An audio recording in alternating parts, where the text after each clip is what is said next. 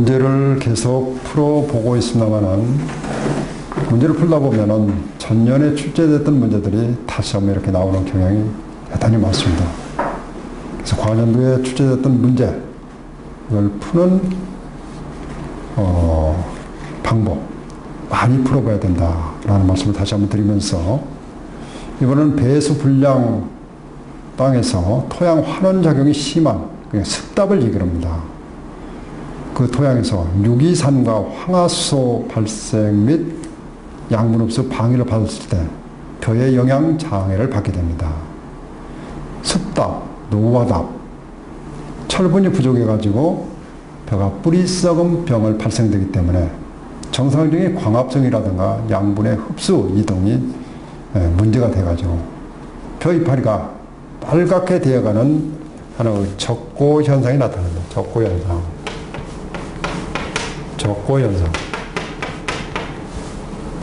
그래서 이와 같은 지역에는 객토, 점토 성분이 최소한도 25% 이상 들어있는 토양을 흙을 객토로 해주는 것이 바람입니다.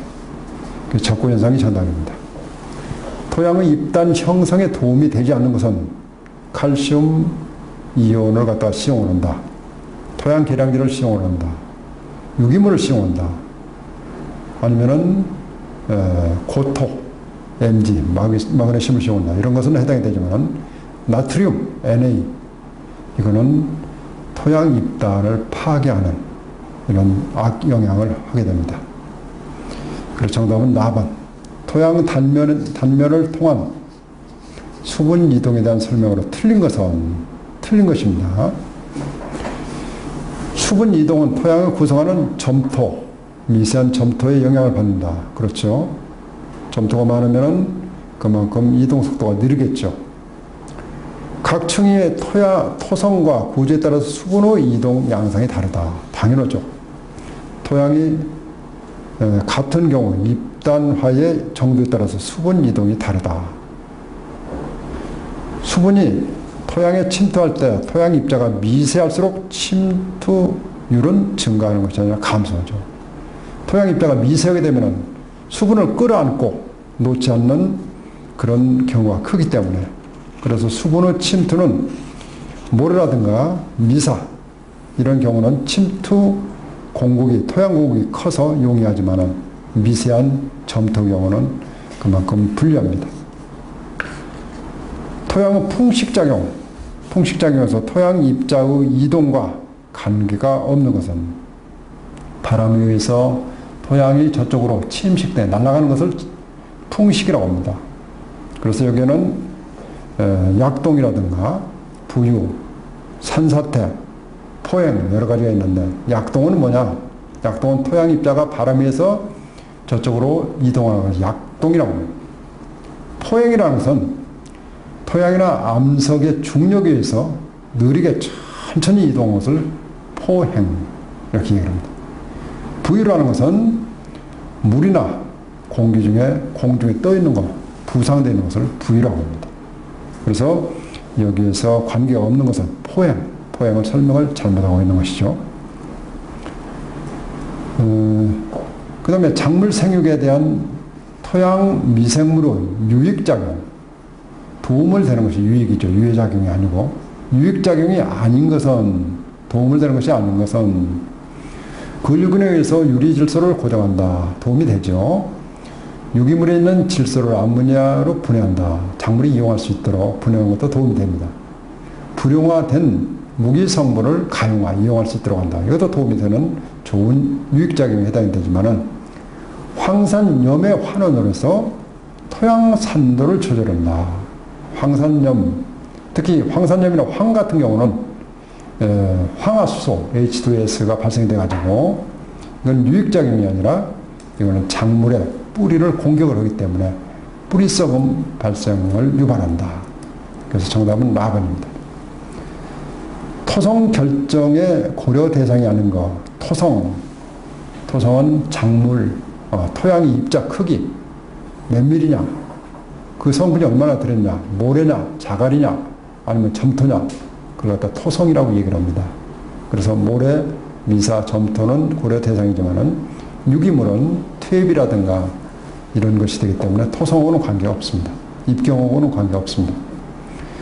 간척지 토양의 특성에 대한 설명으로 틀린 것은 간척지, 우리 서해안 지역에 간척지가 많습니다.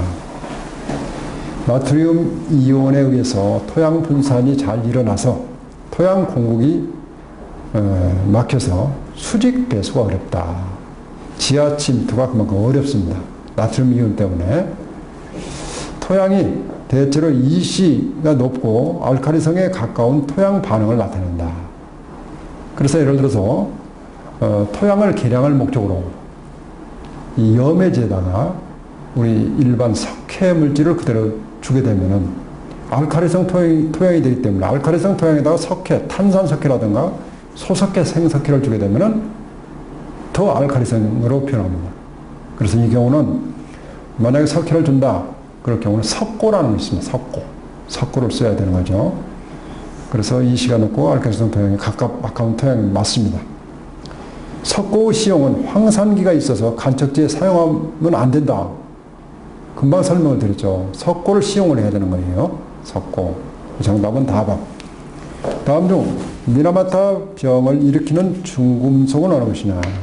미나마타 병. 일본에서 엄청난 중금속 피해에 의해서 주변 지역에 많은 피해 증상이 나타났어요. 미나마타 지역에서 수은을 잘못 써가지고, 그래서 이것을 미나마타 지역명을 따가지고 미나마타 병이다. 그 다음에 일본 지역에 여기는 나와 있지 않지만은 카드뮴, CD, 카드뮴을 잘못 써가지고 그 인근에서 공장에서 발생하는 카드뮴 때문에 피해를 나타난 그런 그 지역이 있습니다. 이것은 이타이타이병, 이타이타이 지역에서 나타났다. 그래서 수는 미나마타, 그 다음에 카드뮴은 이타이타이병, 이렇게 정리를 해 주시기 바랍니다. 다음 토양 중에서 일반적으로 용적 밀도가 작고 공급량, 그 사이와 사이 공급량이 큰 토성은 뭐냐? 이거는 점토 함량이 많은 식토입니다. 식토. 공급량이 커. 아주 적은 토양, 점토가 많기 때문에 그것이 군데군데 여러 입자들이 모여있기 때문에 공급량이 많습니다. 그래서 점토질 토양은 물이 그만큼 많이 포함이 되어 있기 때문에 습답에서는 물 빠짐이 좋지 않은 겁니다. 공급량이 크기 때문에. 정답은 식토. 토양이 물리성 성질이 아닌가, 물리성, 토양 색깔이라든가 토양 온도, 토성 이런 것은 물리성인 성질이지만 토양 반응, pH, 산성이다, 알칼리성이다. 이거는 화학적인 성질에 해당이 됩니다. 환경 보존 기능을 증대시키고 농업으로 인한 환경 오염을 줄이면서 친환경 농업을 실천하는 농업인을 육성하여서 지속 가능하고 환경 친화적인 농업을 추구함을 목적으로 하는 법은 뭐냐? 친환경 농업 육성법. 이게 정답인데 2013년 6월부터 작년 6월부터 친환경 농업 육성법이 새로 개정이 됐습니다. 친환경 농업 육성 및 유기식품의 관리 지원에 대한 법률로 바뀌었습니다. 물론 친환경 농업의 목적에 해당되는 것이 여기에 설명된 내용하고 일치가 됩니다. 종자형 벼를 탈곡기로 탈곡할 때 가장 적합한 1분당 회전 속도, 탈곡기의 회전 속도는 어느 정도가 좋으냐? 회전 속도가 너무 빠르게 되면은 탈립되는 종자가 상처를 많이 입게 됩니다. 일의 작업 속도는 빠를지 모르지만, 그래서 한 400회 정도 회전 속도로 유지하는 것이 가장 바람직합니다. 400회. 일반적으로 발효태비를 만드는 과정에서 탄질비, 탄소와 질소의 비율로서 가장 적합한 것은 발효태비의 경우는 20 내지 35 탄질비가 이때가 가장 좋은 태비가 만들어집니다. 25 내지 30 탄질비, 30을 전후하는 것이 좋다. 시설토양, 비닐하우스, 시설토양하면 비닐하우스를 떠오르면 됩니다. 시설토양을 관리하는데 이용되는 텐시오미터의 중요한 용도는 뭐냐? 텐시오미터라는 기계가 있습니다. 이거는 토양 내 수분 장력을 측정하는 기계입니다. 토양 내 수분 장력을 측정하는 기계는 측정하는 방법은 여러 가지가 있습니다. 예를 들면 텐시오미터 기계를 이용한 것 이외에도 전기저항법, 중성자법, 또 장력 계측법이 있습니다. 그래서 이런 것도 한꺼번에 기억을 해두시면 됩니다. 전기저항, 중성자, 장력, 계측법. 거기에 기계는 텐시오미터라는 기계에 의해서 토양 내 그 수분 장력을 측정을 한다. 과실 비대에 영향을 끼치는 요인 중에서 온도와 관련한 설명으로 올바른 것은 과실 비대, 사과나 배를 재배하는데 온도에 대한 설명으로 옳은 것은 야간에 가온을 하면은 저녁에 온도를 높여주게 되면은 세포 비대가 오히려 저하되는 경향이 있다. 왜 그럴까요? 이거는 야간에 온도가 높게 되면은 호흡열에 의해서 우리도 사람도 온도가 높게 되면은 호흡이 가빠져. 그러면 체내 에너지가 그만큼 많이 소실이 됩니다. 그게 낮에 광합성으로다가 만들어진 영양소를 온도가 높게 되면 이걸 그만큼 이용을 해버리기 때문에 손해를 본다. 그래서 정답은 야간에 가온을 하면은 과실의 세포 비대에 오히려 저하가 되는 경향이 있다. 이게 올바른 문항입니다. 유기농산물을 생산하는 데 있어서 올바른 잡초 제어 방법. 잡초를 갖다가 업체기에서 해당되지 않는 것은 멀칭을 한다. 흑색 멀칭을 하게 되면은 광발화성 잡초가 나질 않겠죠. 손으로 뽑아준다. 그것도 맞죠. 화학 제초제를 써서는 안 되겠죠. 유기농업에서. 이거는 아주 쉬운 문제 중 하나입니다. 유기축산물 생산을 위한 유기사료 분류 시에 조사료에 속하지 않는 것은 건초, 생초, 엔시레지, 볏짚 전부 다 조사료에 해당이 됩니다. 그렇지만 대두박, 콩을 기름을 짜고 찌꺼기 대두박, 그 다음에 유박, 깻무 이런 건 전부 다 농우사료, 영양소가 높은 에너지가 많은 이런 사료에 해당이 됩니다. 정답은 대두박입니다. 비닐하우스에 이용되는 무적 필름,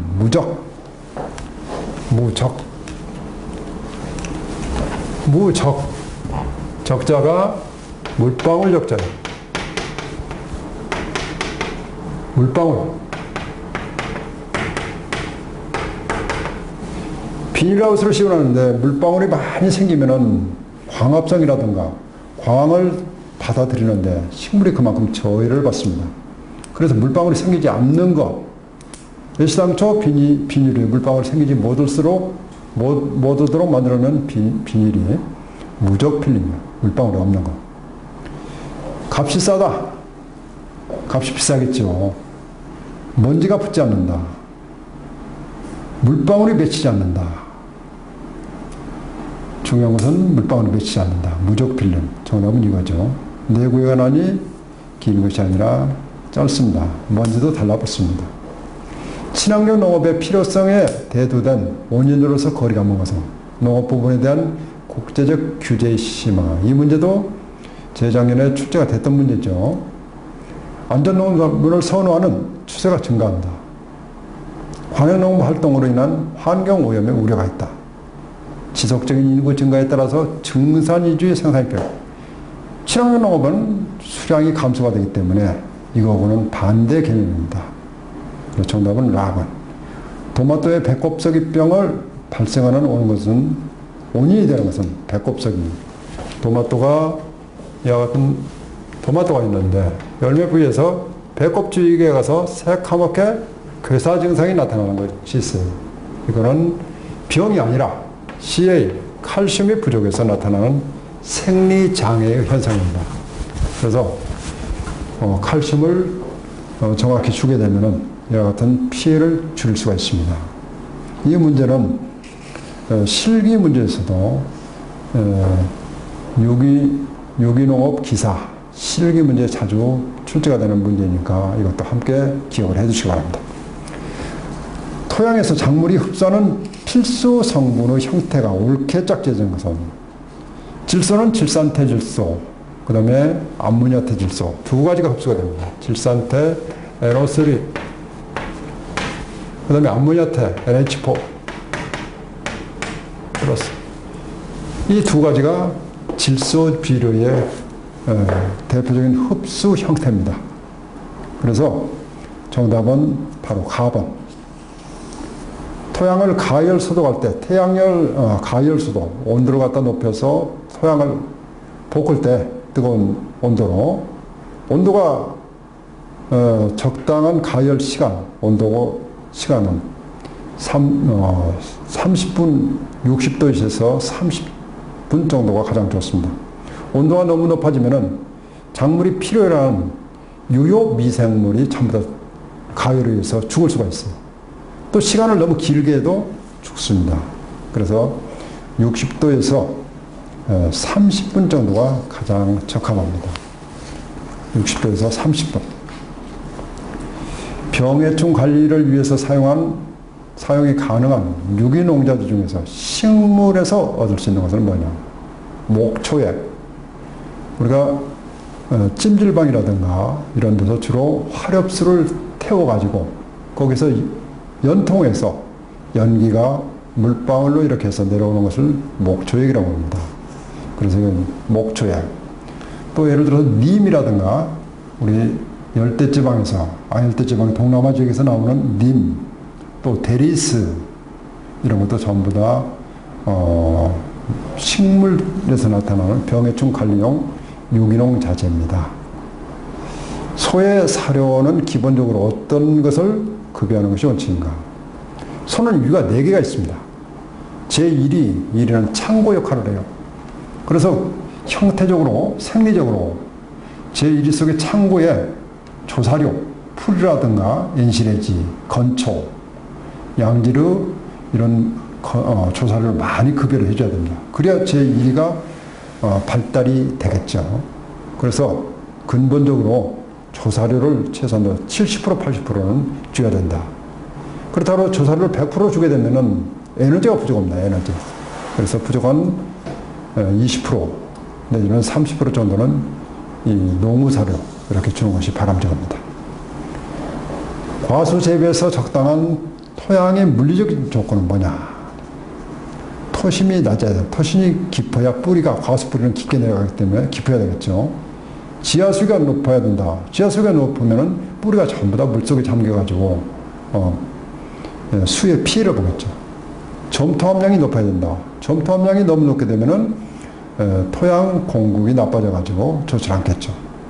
삼상분포, 고상, 액상, 기상이 알맞아야 된다. 정답은 바로 이거죠. 알맞는 것은 고상이 50%, 기상이 나머지 50% 중에서 기상과 액상이 차지하는 것. 이것이 바람직합니다. 작물의 6종 목표 중에서 환경 친화형과 관련이 되는 것은 환경 친화형. 6종 목표에서 환경 친화형, 병해충에 대한 저항성이 강해야 되겠죠. 왜?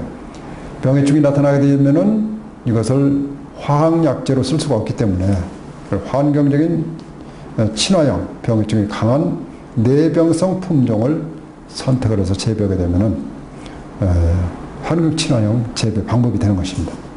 그래서 최근에는 육종가들이 육종 목표를 환경 친화형, 돌병에 강한 품종, 그 다음에 흰빛 잎마늘병에 강한 품종, 이런 특정 품종들을 만들어내고 있습니다. 유기농업의 목표가 아닌 것은 토양의 비옥도를 유지한다. 자연계를 지배하는 것이 아니고 자연계와 협력하면서 공생한다. 안전하고 영양가가 높은 안전한 먹거리를 생산한다. 전부 다 유기농의 목표가 되겠죠. 하지만 합성 화합물을 투여해 생산한다. 합성 화합물. 유기농업에서는 화학 합성 물질이라든가 농약을 절대 써서는 안 되겠죠. 그래서 목표가 아닌 것은 4번.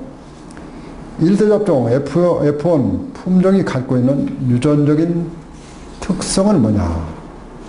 일대접종은 아버지와 어머니, 부모가 갖지 못했던 더 강력한 그 우수성이 자식에서 나타나는 것입니다. 이것을 잡종 강세라고 얘기를 합니다. 그 양천보다도 우수한 유전적 형질이 나타나는 거예요. 예를 들어서 양파라든가 고추, 대부분의 채소 종자가 매년 새로운 종자를 이렇게 합성을 해가지고 잡종광세를 이용해서 우리가 그 종자를 사다가 이렇게 재배를 하는 거예요. 만약에 금년에 고추 농사가 잘 됐습니다. 근데 그 종자를 다시 채종을 해가지고 내년에 심게 되면은 고추가 금년보다 형편없이 수량이 줄어듭니다. 이건 잡종광세. 이거는 잡종광세가 아니라 새로운 품종을 잡종광세를 부과를 해가지고 품종을 만들어내기 때문에 이것은 맞지 않죠. 유기축산에서 올바른 동물 관리 방법과 거리가 먼 것은 유기축산은 항생제, 항균제 이런 화학물질을 써서는 안 됩니다. 그런데 병충해가 나타났다, 병이 나타났다 그래서 항생물질에 의한 치료를 한다. 이것은 정답이 될 수가 없고 적정한 사육 밀도를 조절한다. 양질의 유기사료를 급여한다. 스트레스를 최소화시킨다. 다 같이 맞지만은 항생제 투여를 해서는 안 되겠습니다. 유기 재배용 종자 신청 시에 사용이 절대적으로 금지된 것은 GMO 농산물, LMO 농산물, 유전자 변형 농산물 이런 것은 유기농업의 범위로 볼 수가 없습니다. 그래서 유전자 변형을 시켰다. 이건 쓸 수가 없고 내병성이 강한 품종을 선택하고 그 다음에 유기 재배된 종자를 선택한다든가 이런 것은 쓸 수가 있지만 유전자 변형 이런 것을 절대 써서는 안 되겠습니다. 수고하셨습니다.